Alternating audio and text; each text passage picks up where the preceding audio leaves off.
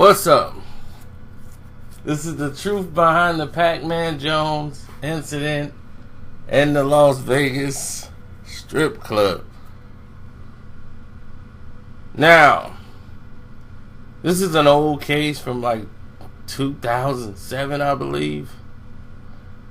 And man, this was like one of the craziest cases in history. There was an after party for the NBA All-Star game which took place in Las Vegas. And once the NBA All-Star game weekend was over, or it was just a lot of problems.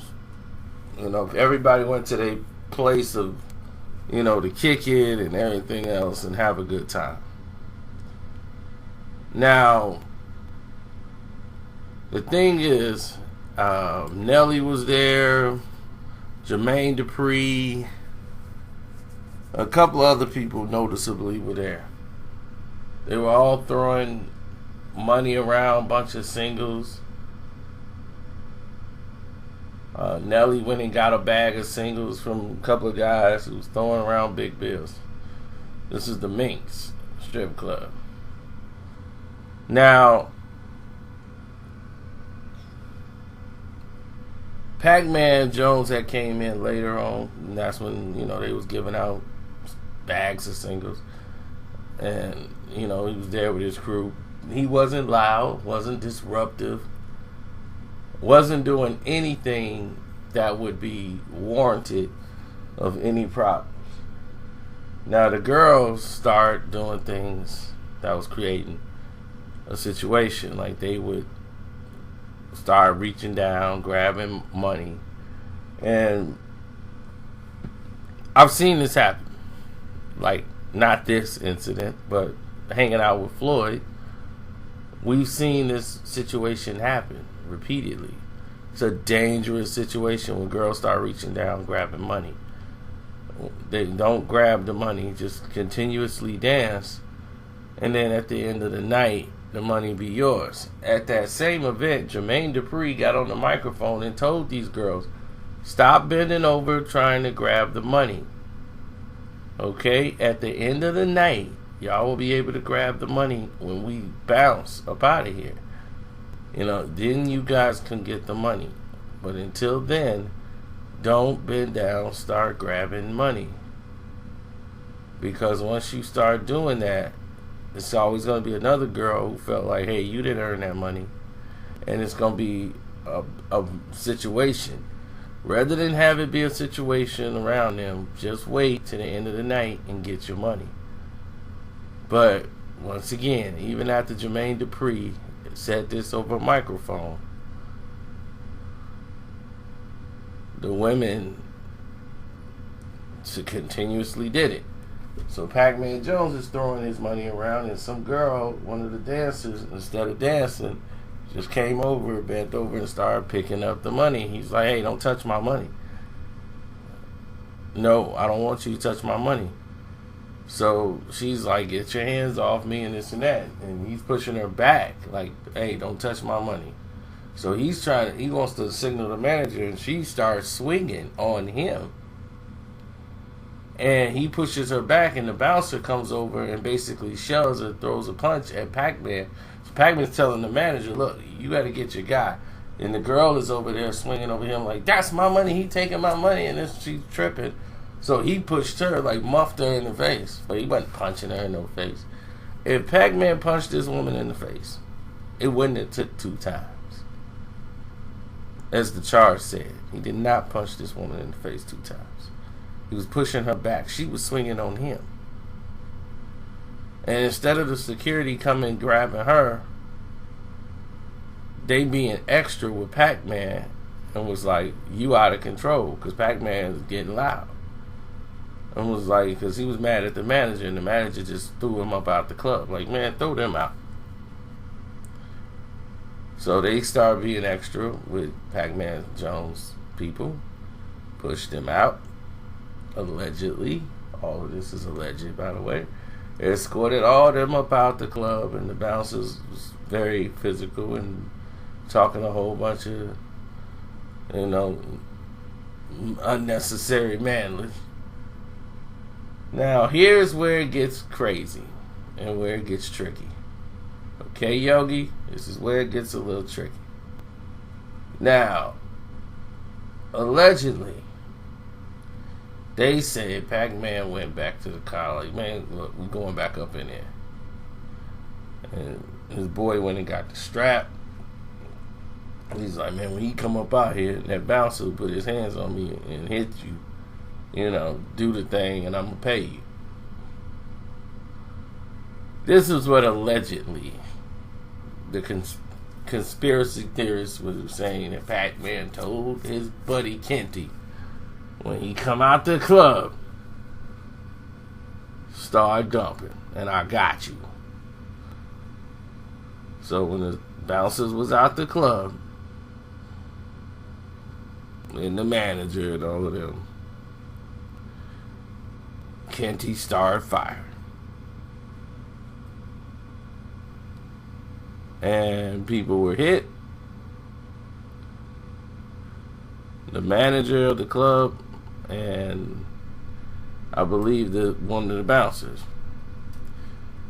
Now, one of the bouncers was paralyzed from the waist down, and they did an investigation, and they went all the way down there, and they said Pacman initiated all of this with his anger inside the club and how loud he was.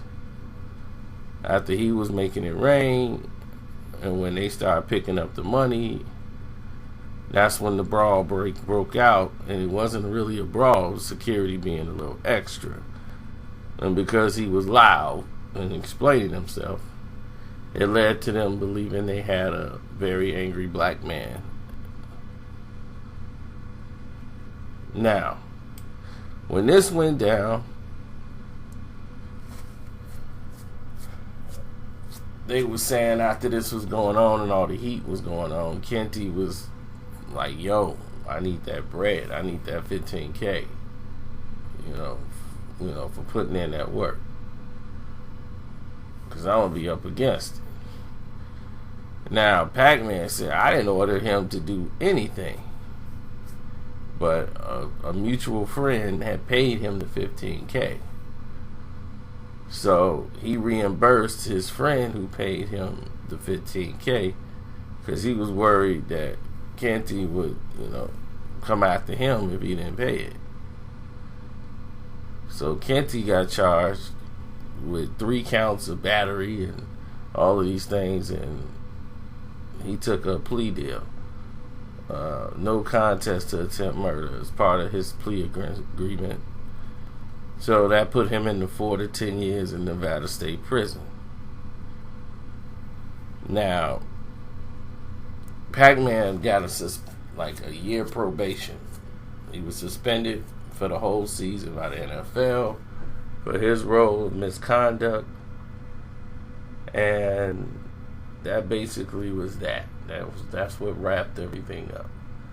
But when you were throwing money in a strip club, and you got a big old plastic bag, and then when people start picking it up, and Jermaine Dupri was there, and he saw the incident, he actually went on the microphone, was telling them, hey, y'all think is to keep dancing. Y'all not supposed to stop to pick up the money. When the night's over and everything else, you can get your money when everything's done. But they throwing the money for you to keep dancing.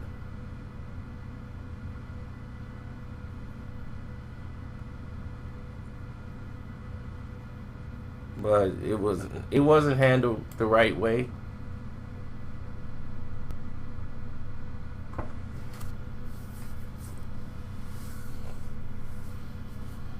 And let this be a learning experience for everybody who's out there watching this or listening to the video or what have you. Let this be a learning experience. If you feel like you want to hurt somebody in the strip club, don't do it. Go home. Sleep it off. Okay? Because what you might do after that might put you behind bars And you do not want to be behind bars wasting time out of your life over a moment. And bouncers, please stop being extra. I know you have a job in which you got to show authority because you're protecting the people inside. Please be careful with how you handle people. Certain people, not everybody is drunk and belligerent. Because you could escalate a situation. You're the bouncer. Your first job is to try to de-escalate. A lot of people don't know that. Bouncer's job is to try to de-escalate a situation rather than just bouncing them out the club. Try to reason. Try a reasonable solution. And then when they don't respond to reason, then it was time to bounce.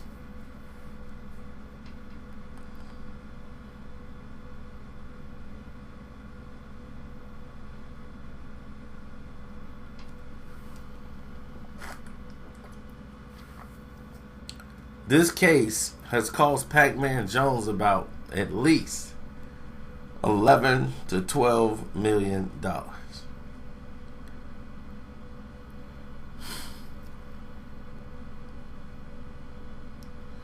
And it made him a real target because other people kept trying him. And just about a year ago, somebody tried him in the airport, trying to get money out of him because they know, oh, he got a temper.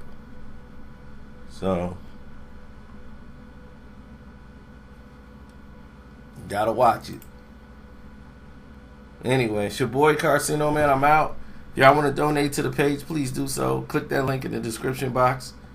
And like I said before, if you guys want to, use your Cash App, you can hit me up at Carcino at Cash App. I'm out. Peace.